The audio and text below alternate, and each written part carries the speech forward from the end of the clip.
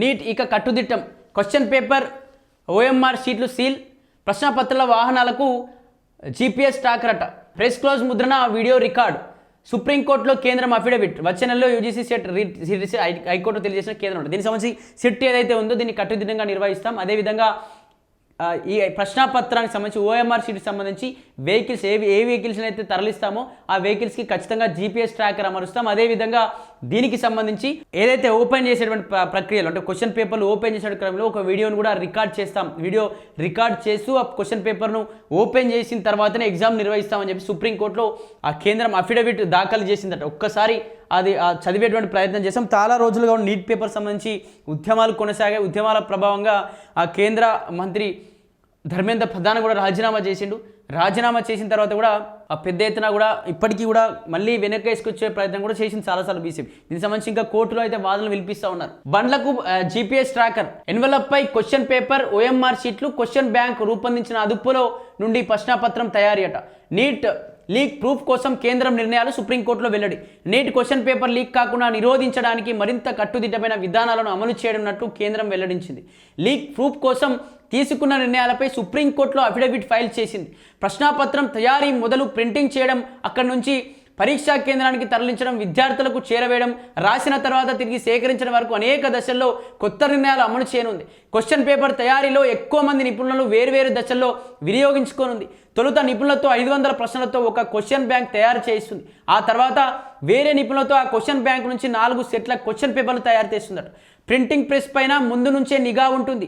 Digital code match చేశాకే printing చేయడం ప్రారంభమవుతుందట. 4 సెట్ల ప్రశ్నాపత్రాలకు iron చిన్నపాటి కదలికను కూడా పసిగట్టే జీపీఎస్ ట్రాకర్లను వాహనాల్లో క్వశ్చన్ పేపర్ ఎగ్జామ్ సెంటర్లకు తరుగుతుందట. ఎలాంటి నిర్ణయాలకు justice P S Narasimha, justice Alok అరాదేలా ధర్మాసనానికి కేంద్రం వెల్లడించిందట.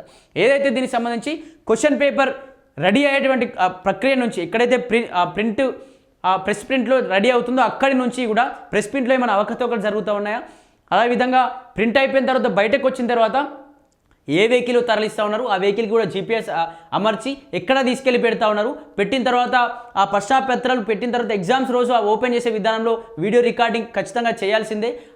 ఎలా వీడియోకి రికార్డింగ్ చేస్తున్నారా లేదా, అదేవిధంగా ప్రజలకు అంటే ఏదైతే అక్కడ ఉన్న విద్యార్థులకు క్వశ్చన్ పేపర్ తీసుకెళ్తున్న క్రమంలో క్లాస్ రూమ్లోకి తీసుకెళ్తున్న క్రమంలో ఎలా తీసుకెళ్తా ఉన్నారు, ఏమైనా తారుమారు చేస్తూ ఉన్నారా, ఇక్కడ వాళ్ళకి ఎగ్జామ్ ఏ రకంగా కండక్ట్ చేస్తూ ఉన్నారు, ఎగ్జామ్ అయిపోయిన తర్వాత ఏ విధంగా వాల్యుయేషన్ సంబంధించినటువంటి వాటిని ఏ విధంగా భద్రపరచని చెప్పేసి మొదటి నుంచి ప్రశ్నాపత్రం తయారీ నుంచి ప్రశ్నాపత్రం ఎగ్జామ్స్ అయిపోయి అవన్నీ వాల్యుయేషన్ అయ్యే వరకు కూడా కట్టుదిట్టమైనటువంటి ఏర్పాట్లు అయితే చేయబోతూ ఉన్నారట. అదేవిధంగా జీపీఎస్ ట్రాకింగ్ అమర్చబోతూ ఉన్నారట.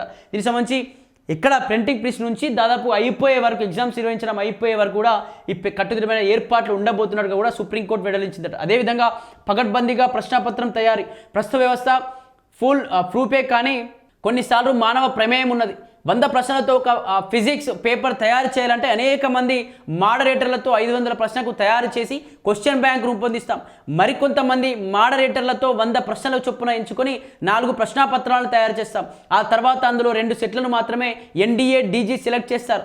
ఆ 2 సెట్లు సీల్డ్ బ్యాగ్స్లలో ప్రింటర్ల వద్దకు చేరుకుంటాయి. సీసీటీవీ సిఐఎస్ఎఫ్లతో గుర్తించిన ప్రింటర్ల వద్దకు ఈ ప్రశ్నాపత్రాల బాక్స్ను డిజిటల్కి వెంట పెట్టుకొని ఒక మనిషి వెళ్తున్నారట. అప్పుడు డిజిటల్కి షేర్ చేయకుండా బాక్స్ ఓపెన్ అవుతాయి. వెంటనే ప్రింటింగ్ ప్రెస్ క్లోజ్ చేసి బయట నుంచి ఎవరిని లోపలికి అనుమతించకుండా ఇదంతా వీడియో రికార్డ్ చేశారు. ప్రతి గదిలో 24 మంది విద్యార్థులు ఉండాలని, వారికి సీల్ చేసిన ఎన్వలప్లో క్వశ్చన్ పేపర్ ఓఎంఆర్ షీట్ వెళ్తుందట అని కేంద్రం తరపున ఎస్జి మెహతా ఆ కోర్టుకు వివరించారట. అలాగే ప్రతి కదలికపై నిఘా. ఏ ప్రశ్నాపత్రాన్ని ప్రింట్ చేస్తున్నారో అది ఏ ఎగ్జామ్ చెందినదో ప్రింట్ చేసే వారికి కూడా తెలియదు. ఐరన్ బాక్సులతో కేవలం పగులగొట్టి తెరిచే తాళాలతో ఈ ప్రశ్నాపత్రాల ప్యాక్ చేసి జీపీఎస్ ట్రాకర్ ఉన్న వాహనాల్లో పంపుతారు. బ్యాంకుల స్ట్రాంగ్ రూపులో అయితే బ్యాంకుల స్ట్రాంగ్ రూమ్లలో వాటిని భద్రిస్తారట.